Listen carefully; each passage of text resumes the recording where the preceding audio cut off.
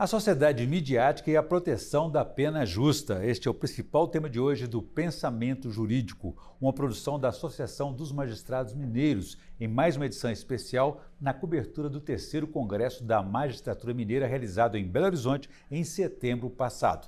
Os nossos entrevistados são o professor Álvaro Afonso Pena de Oliveira Pires, que é PhD em Criminologia pela Universidade de Montreal, no Canadá, e professor emérito de Criminologia da Universidade de Ottawa.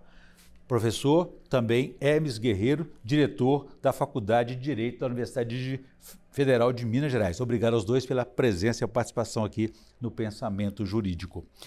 Professor Álvaro, eu gostaria de iniciar então a nossa entrevista. O senhor dá para a gente uma breve explicação sobre essa relação da sociedade midiática e a proteção da pena justa. Estamos livres dessas influências?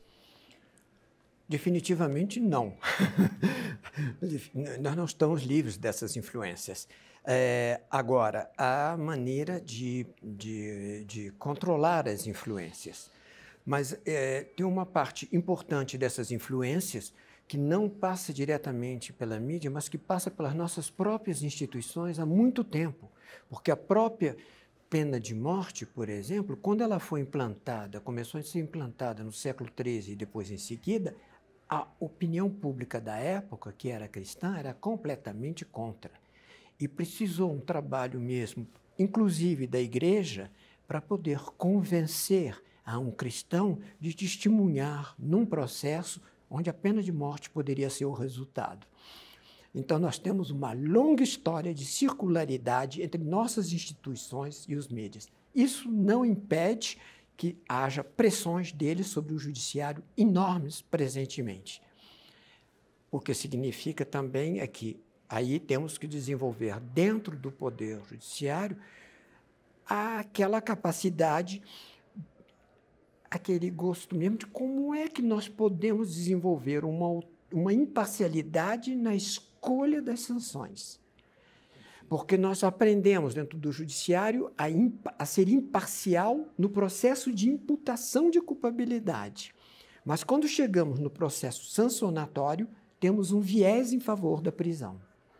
E esse viés em favor da prisão é o resultado, no Brasil e em todo canto do mundo, de um resultado discriminatório de classe e de raça nas prisões. E não tem jeito de solucionar isso sem que o Poder Judiciário, e esse é o desafio do Poder Judiciário, de assumir essa liberdade, essa autonomia. E hoje, no passado, no meu século, como eu digo, no século passado, a gente acreditava que tinha que passar pelo Legislativo para obter isso. Hoje em dia, a teoria na qual eu trabalho sustenta que o agente de transformação do sistema de do direito penal é o Poder Judiciário no sentido amplo, promotoria, Ministério Público, Defensoria, Magistratura sistema de justiça. Do sistema de justiça, com o apoio, evidentemente, dos professores de direito. Perfeito. Professor Hermes, é uma questão curiosa e bastante instigante, porque foge do tratamento jurídico, né? Porque se é uma questão técnica da dosimetria da pena e fica difícil, então, estabelecer essa equação, né? Sabe que a raiz etimológica de sentença e sentimento é a mesma. Quando se diz cada cabeça é uma sentença, não é propriamente correto isso. Não é racional, deveria ser, mas é muito mais sentimento, isso que o professor Álvaro está dizendo. E aí há uma pressão muito grande, deveria ser algo racional, imparcial, o que é talvez das coisas mais difíceis na vida seja ser coerente e imparcial, que é a função do juiz, não é, professor? Fala assim, e aí há uma pressão imensa, e hoje, e não estou discutindo se está certo ou errado, todo mundo entende de direito penal. Assim, todo mundo... Isso é coisa recente. Pelo conhecimento ou pelo desconhecimento, né? Pelo palpite. Porque o sentimento... E aí acho eu que isso se acentuou muito mais a partir do momento em que as vítimas passaram a ser em número coletivo. Antes havia um homicídio, tal, era algo específico, que era distante de um do outro, mas hoje muitos crimes atingem a sociedade como um todo. Então, se todo mundo se sente vítima, com razão. E aí passou a haver uma pressão muito grande sobre a própria... E aí não sei se eu estou, sobre a imparcialidade do judiciário. Diz assim, ó, nós julgamos o juiz. Diz assim, o juiz está julgando errado. Peraí, mas o que eu estudei para saber se o juiz está julgando errado? É um desafio cada vez maior que o Poder Judiciário vai ter que enfrentar. Começamos assim, quando todo mundo tomou conhecimento dos 11 ministros do Supremo Tribunal Federal, eles eram bastante, inclusive, elogiados. De uma hora para outra, passaram a ser criticados, né? O trabalho aí se foi questionado, né? E hoje o judiciário é muito visível, né? Se os juízes, não sei se no Canadá, aqui também, professor, aqui no Brasil, os juízes mesmo os juízes estaduais hoje são muito visíveis. E com as redes sociais, né? Algo que o senhor estuda muito, que são as redes midiáticas. Professor, o que o senhor acha disso? Há sempre aspectos, tem sempre alguns domínios onde nós não sabemos que não sabemos. Eu sei que eu não sei pilotar avião, então nunca vou pegar o avião com a minha família. Mas quando se trata de futebol, de crime, todo mundo pensa que sabe. E porque pensa que sabe, acaba não conhecendo. Então é sempre necessário. E o problema disso também é que, em parte, essa opinião pública, às vezes a gente faz uma imagem dela como se fosse homogênea, mas não é. Tem muitas visões diferentes, mas as que falam, as que são mobilizadas em torno de alguma coisa, e elas, às vezes, uma parte dessas reações são feitas de maneira a esquecer os próprios valores positivos fundamentais que elas sustentam. Então, nós temos um problema de sustentar a pena de morte porque eu sou contra o homicídio. E sustentar... E esse tipo de situação, então, precisa também, na lógica agora, numa lógica de inovação e de transformação do sistema penal, nós precisamos encontrar também uma estratégia de comunicar as decisões que estão indo contra essa imagem excessivamente simplificada de que punir vai produzir um bem, entende? Porque essa imagem que o punir vai produzir, o punir no sentido de infligir sofrimento, deliberadamente, porque podemos punir de várias maneiras. Na família podemos, quando eu vou punir minha filha, eu não estou pensando qual é a melhor maneira de maltratar aí para dissuadir o irmão dela. E o rigor aí faz parte dessa... Então, o nome já diz, né? É pena. Exato. Mas, sim, mas o problema foi em parte foi essa definição da punição como infligir o mal deliberado pelo que você fez. E esse tipo de pena também, teve uma...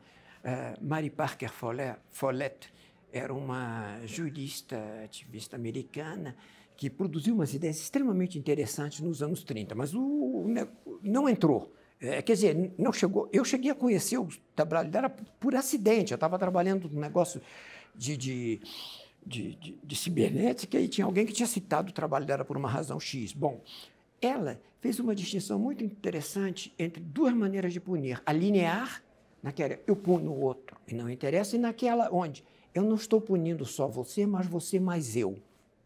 Esse tipo de punição, quer dizer, eu tenho que ver na punição que eu dou a presença do meu valor positivo, pelos meus valores e o reconhecimento da alteridade. Isso é difícil, mas é possível. Entendi. Professor Hermes, não é de hoje essa influência da mídia nos julgamentos, chamada até de julgamento midiático. E hoje com as redes sociais, isso se agravou mais ainda? Olha, o ministro Evandro Lins e Silva, que o senhor conheceu, do Rio, foi ministro do Supremo Tribunal Federal, ele chamava a imprensa de órgão auxiliar do Ministério Público. Não é bom? Por quê? Porque o Ministério Público, eu estou falando daqueles crimes passionais dos anos 70, 80, ele sempre se valeu disso, sim, de conduzir, são júris populares, na maioria dos casos, homicídios, se valia disso. Só que isso, acho eu, perdeu completamente o controle disso. Porque as redes sociais, todo mundo é editor, é escritor, faz a notícia, pauta a notícia, comenta a notícia, e nós não temos controle disso. E o que é verdade e o que não é verdade? E o que é legítimo e o que não é legítimo? Talvez tudo seja legítimo. Mas o problema é que o judiciário tem que ter mecanismos, e eu acho que tem, para resistir a essa pressão espúria, muitas vezes é espúria, porque senão nós não precisamos de leis, não pode ser um sentimento. Se me permite, o exemplo está sendo dado pela Justiça Eleitoral diante de fake news numa disputa política, por exemplo. É um perfeito exemplo. Assim, não tem que reprimir, porque senão nós perdemos completamente, quando eu digo nós, eu digo assim, a sociedade perde completamente o controle disso. Agora, existe esse rigor, essa punição com o homicídio. E existe hoje também um clamor contra o feminicídio, né? Parece que é uma maneira diferente de ser tratado.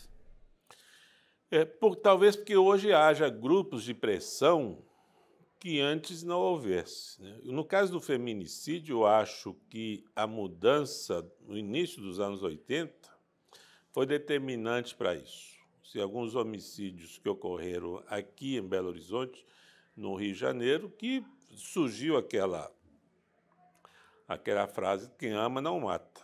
Hoje, acho que dificilmente hoje alguém conseguiria ser absolvido com o argumento da legítima defesa da honra, diferentemente do que ocorria alguns anos atrás. Até porque, professor Álvaro, até o Conselho Nacional de Justiça instituiu o chamado protocolo de julgamento por questão de gênero, né?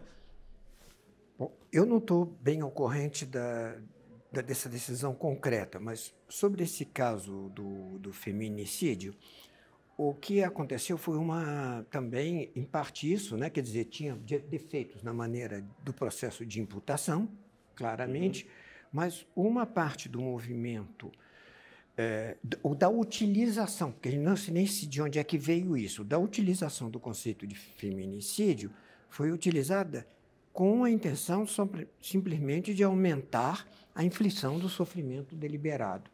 Esse tipo de operação é uma forma de colonização de um pensamento pré-moderno que estava presente no Tribunal de Inquisição. E no direito canônico, já no século XII, XII, começou aquela ideia de que cada pecado tinha que ser nomeado individualmente. Então, você não podia mais funcionar com a categoria homicídio, você tinha que encontrar os diferentes tipos. Até aí não tem problema nenhum. Até aí não tem. O problema é quando essa maneira de categorizar, que é para chamar atenção, vem acompanhada de uma definição política de punição, cujo objetivo é infligir o sofrimento. Aí temos um paradoxo, porque nas classes pobres vão estar muito mais representadas na prisão do que os outros. Aí vai aumentar o que a gente está querendo combater. Perfeito. Vou fazer um pequeno intervalo. Gostaria que no próximo bloco a gente tratasse também de questões como envolvendo aí os 40 anos da Lei de Execuções Penais e a questão da dignidade dos condenados. A gente volta em instantes.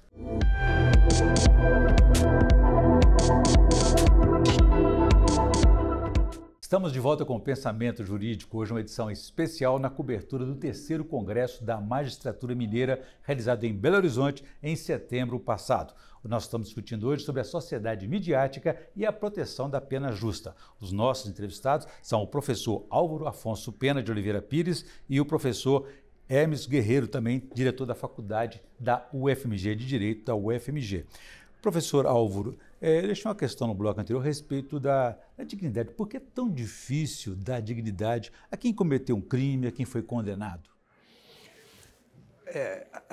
A dignidade humana, na parte do discurso sancionatório, ela nunca chegou realmente a ser valorizada.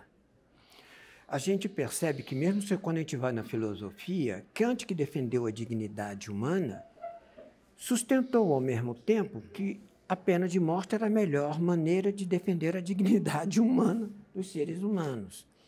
Então, a gente vê que, desde o começo, nós temos ali um ponto cego, uma dificuldade enorme. O Canadá tem hoje ainda a pena perpétua obrigatória. A pena perpétua é a maior atentado à autoidentificação de alguém depois que saiu da prisão. Ela continua até o final da vida. Ora, quem não pode se auto-identificar, se auto-apresentar como sendo um ser humano do mesmo nível que os outros, porque ele está condenado, a dignidade humana não está sendo respeitada. Mas o problema é que o que aconteceu é que a ética cristã já tinha neutralizado a pena de morte antes de chegar aos direitos fundamentais. Então, nós passamos por debaixo do pano. Os direitos fundamentais ficaram sem capacidade de assegurar, a partir do judiciário, aí, a dignidade humana, que só pode ser alcançada através de que maneira? Uma, eliminando esse caráter de perpétua exclusão jurídica.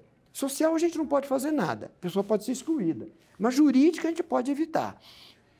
Acumulação de penas, a gente vai até 160 anos, penas completamente irrealistas. Quando a gente chega no... Então, a função de proteger a dignidade e a segurança para todos, jurídica, não factual, jurídica, isso seria uma maneira de realizar, da parte do direito, a parte que ele pode fazer para defender a dignidade humana. Agora, a gente, é claro, não pode pedir o direito de fazer milagre. Quer dizer, pode até aperfeiçoar o direito, porque se a gente ficar com a expectativa que o do direito vai parar a criminalidade, estamos Professor Hermes, podemos até no combate da aperfeiçoar heresia. o sistema, a legislação como um todo, mas temos que mudar a cultura, né? Exatamente isso. Exatamente isso. Não é a legislação que vai mudar isso. Quer dizer, pode ser que não seja legislação, mas tem que ser, pelo menos, a maneira de aplicar a legislação. E aí é um dado... Se a legislação ficar imóvel, que ela fique para trás. Há um dado curioso, né? Porque a evolução, os direitos do ser humano, eles evoluíram muito ao longo dos 3 últimos séculos, 4. E o século XX foi o século dos documentos de proteção da dignidade da pessoa humana. O direito penitenciário, os direitos dos presos, eles foram acompanhando, ou até eu diria, alguns humanistas voltados para o direito penal, foram puxando esses direitos do preso para que eles não ficassem muito para trás em relação aos direitos do chamado cidadão comum. Mas há uma resistência muito grande, talvez porque a questão seja exatamente cultural, de preconceito, né? As estatísticas provam, olha, a sociedade não é contra a tortura, não é contra pena de morte. Isso é provado por estatísticas. A sociedade fica indignada quando diz assim, olha, o sujeito que foi torturado, ele é inocente. Mas se ele é culpado, não há uma indignação em relação a isso. E aí os presos, o sistema penitenciário, de um modo geral, foi sendo abandonado. E aí é fundamental o direito internacional, o próprio papel da ONU, né, que em 1955 elaborou um documento que se chama Regras Mínimas para Tratamento do Preso, que eu tenho a Carta de Mandela, né, professor? Que é assim, um documento atualizado, e o Brasil tem um documento. Por acaso, eu fui relator no Conselho Nacional de Política Criminal se chama Regras Mínimas, são mínimas, não tem luxo nenhum, regras mínimas, e nem precisa ter, mas assim, são regras mínimas para tratamento do preso no Brasil, que foi sendo, bem ou mal, aquela questão, assim, só uma norma não resolve. Tem que mudar a cultura. Igualdade, liberdade e fraternidade. A igualdade e a liberdade nós conseguimos implantar, porque depende de alguma medida de norma legislativa. Uma fraternidade que não depende de norma, que depende do ser humano, é muito mais difícil ser aplicado. E no caso brasileiro, quando falha o direito nacional, ainda há um amparo do direito internacional? Mas o direito internacional, eu acho que recentemente que ele passou a ter mais importância. Assim, havia muita resistência ao direito internacional. Seria uma interferência? Interferência de outro país, o direito internacional não tem poder coercitivo sobre outro país, o que é verdade. Mas hoje nós temos, por exemplo, nós temos o Tribunal Penal Internacional, não é assim, que é algo impositivo. E no caso Maria da Penha, podemos considerar que foi um marco importante. Foi. A Corte de Direitos Humanos da Costa Rica, da OEA, é importantíssimo para isso. Professor Álvaro, o nosso sistema, ele não ressocializa, ao contrário, ele condena o condenado a permanecer no mundo do crime. É um impasse de difícil solução, não é? A gente nunca chegou a ver na história das Américas e da Europa um sistema penal que a prisão, na lógica, que realmente reabilitar-se, salvo exceções, as prisões, modelos, algumas coisas assim. Nós estamos aí com um problema que é um problema de críticas repetitivas da prisão, que vêm sendo feitas, mas que nós temos uma estrutura de decisão jurídica que a gente vê que coloca a prisão em primeiro lugar antes de pensar em qualquer saída. Professor, e a prisão é recente, né? Na história do direito penal tem 200 e poucos anos. Sim. Mas a gente só pensa em prisão. Sim, mas o problema é que o que tinha antes, quer dizer, a gente tem duas... A gente tinha antes do século XIII, naquele sistema do Vergeldo, ali tinha composição, tudo isso, mas não tínhamos inventado ainda a definição de punição como inflição do sofrimento. A partir do século XIII, a nossa lógica punitiva, até hoje, continua a mesma, infligir sofrimento de maneira proporcional. Os suplícios eram... Quando os suplícios como pena, não suplício no processo, o suplício como pena era dado usualmente de maneira proporcional ao crime. Em outras palavras, o princípio de proporcionalidade para crime grave não segura, porque todo crime que a gente considera grave, você sobe aqui. O princípio de proporcionalidade vai, algumas vezes, segurar quando você está no meio do caminho. Um delito mais fraco, uma pena muito alta, você pode reclamar. Mas quando a gravidade é observada como alta, você vai de maneira hidráulica. Quer dizer, a proporcionalidade do crime e da pena, em termos de sofrimento, não nos ensina a se autocontrolar. Perfeito. Professor Hermes, falando de história, a história recente, estamos então com 40 anos da Lei de Execuções Penais. Requer um aperfeiçoamento? Como é que o senhor avalia essa experiência aí? Olha, aí a universidade tem um papel importante nisso, porque a lei da Lei de Execuções Penais é a origem de um trabalho do professor René Ariodotti, do Paraná, que é Bases Alternativas, um trabalho muito bom, por sinal. E é fruto de estudo. Nós temos que entender algumas coisas. Olha, a universidade tem que se unir com o Poder Judiciário, com os meios da sociedade, para encontrar solução. O Poder Judiciário sozinho não vai encontrar solução, a OAB sozinha não vai encontrar solução. Tem que haver uma união. E, geralmente, isso surge. Nós temos experiências nesse aspecto. Na universidade, e a LEP, a Lei de Execuções Penais, ela surgiu, eu digo, numa universidade, fruto de estudo, feita por juristas. Ela é muito boa. Assim, agora, ela é aplicada? Eu acho... Olha, quando eu era estudante, eu fiz estágio numa penitenciária aqui em Belo Horizonte, que mudou minha vida, mudou minha perspectiva de ver o mundo, ver o próprio direito penal, inclusive foi determinante para o caminho que eu fui seguir, foi de ser professor e advogado. Então, assim, ela é uma lei muito boa. Agora, é claro que ela são 40 anos, ela está um pouco defasada, ela precisa de alguns ajustes, mas não para violar a dignidade humana. Aí nós vamos voltar no mesmo assunto. O preso é um ser humano, igual a pessoa que o julgou e condenou e mandou para a prisão. Nós temos que entender isso. O ser humano é o mesmo, não é, professor? Assim, e é difícil mesmo. Eu acho que o preconceito é muito grande. Professor Álvaro, em 2 minutos, por favor, o senhor já ouviu falar da experiência exitosa aqui em Minas Gerais, que iniciada em São Paulo, do modelo APAC, Associação de Proteção e Assistência aos Condenados. Você acha que pode ser uma alternativa viável? Infelizmente, isso não tem informação concreta sobre esse movimento. Então, eu não posso falar, porque eu não sei o que eles fazem. Professor Hermes, o senhor conhece um pouco mais desse tema? Conheço e, se você me permite, eu gostaria de fazer um registro. A Universidade Federal de Minas Gerais ela concede a cada 4 anos uma medalha a um ex-aluno que tenha se destacado pela representatividade que ele teve e pela contribuição que ele deu à universidade. A Faculdade de Direito, a vez passada, indicou o doutor Paulo Carvalho, que era juiz em Itaúna, porque ele estava à frente do trabalho da PAC, que basicamente é o seguinte, professor, é a autorresponsabilidade.